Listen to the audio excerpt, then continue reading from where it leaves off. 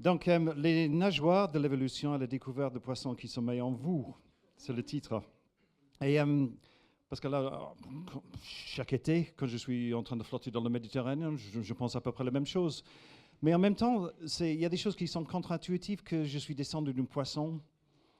Je peux comprendre Darwin, etc., mais j'ai du mal à l'accepter. Vous allez voir maintenant. Donc, vous allez me montrer que je peux l'accepter. Bien sûr.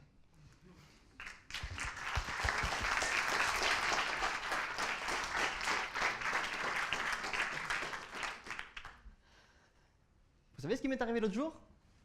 Je faisais mes courses au marché et j'ai demandé au poissonnier: bonjour monsieur, je voudrais 2 dorades, un filet de lieu et vous avez du sarcoptérygien? Il m'a dit: comment? Un sarcoptérygien.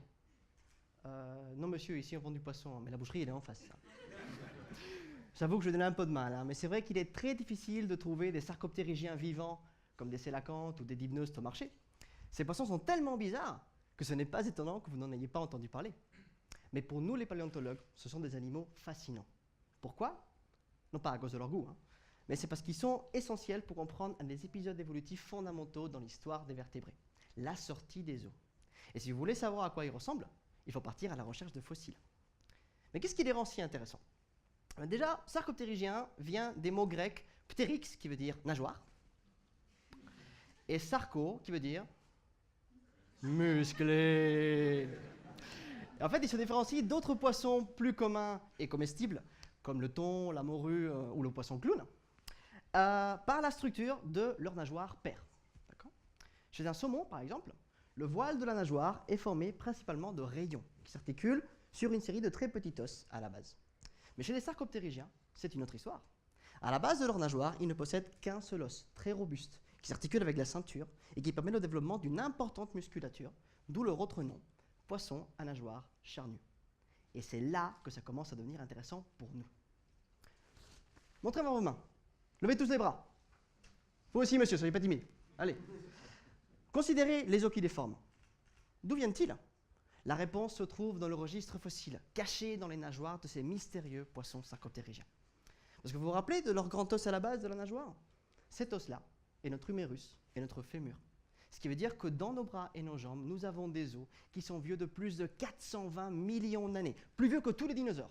Les os de notre avant-bras se mirent l'un à côté de l'autre il y a plus de 400 millions d'années. Et les doigts qui forment nos mains, évoluèrent il y a plus de 380 millions d'années par une légère modification des os à l'intérieur des nageoires de nos ancêtres sarcoptérygiens.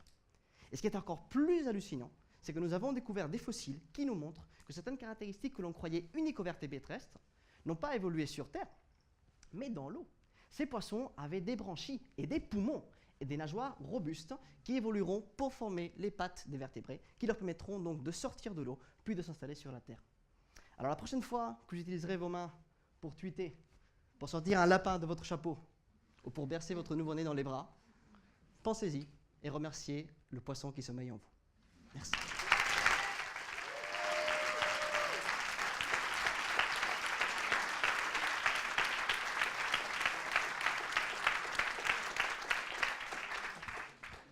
C'est Tiktaalik, c'est ça? Tiktaalik, c'est un exemple parmi d'autres, mais c'est vrai que c'est le plus connu et c'est vraiment un organisme essentiel pour comprendre cette transition, effectivement. Oui, vous avez dit, je ne sais pas combien de centaines de millions d'années, mais ça prend combien de temps un processus comme ça? Parce que ça n'arrive pas d'un seul coup, de la mutation.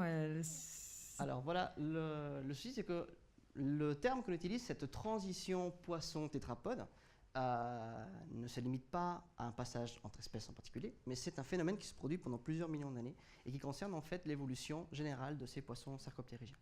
En fait, les dernières découvertes nous disent que voilà, les plus anciens restes indirects de tétrapodes remontent à 380 millions d'années, peut-être même plus. Leurs plus proches parents, dont Tiktaalik, posent un petit problème parce que leurs fossiles sont 20 millions d'années plus jeunes que ces fameuses traces de pas découvertes en Pologne il y a quelques années. Donc ça remet en question un petit peu ce débat. En tout cas, on pense que cette transition, l'origine des tétrapodes, s'est fait voilà, autour entre 380 voire même 400 millions d'années, au cours de cette période qu'on appelle le Dévonien, donc, qui est une période clé dans l'histoire de la vie. Quelle idée de vouloir sortir de l'eau, enfin, quel avantage? Dans l'eau, tout baigne. Il fait beau, La température est constante, le soleil nous fait pas mal. Quel intérêt?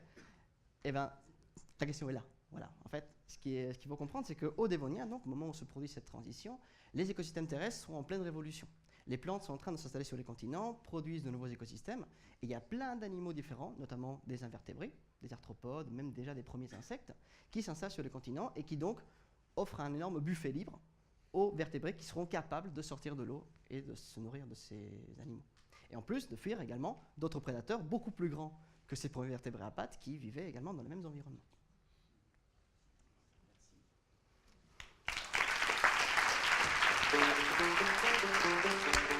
Merci.